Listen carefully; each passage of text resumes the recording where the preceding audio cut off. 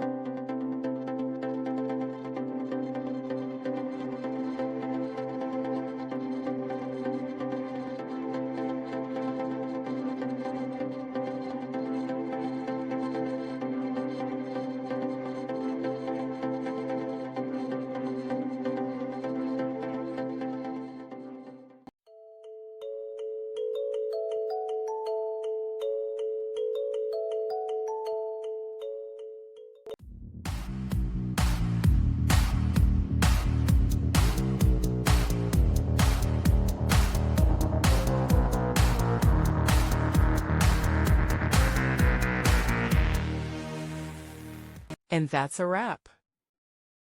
I hope you found the answer you were looking for. If you did, take a second to hit that subscribe button. It really helps out. And let me know in the comments which solution worked best for you. See you next time in the debug zone.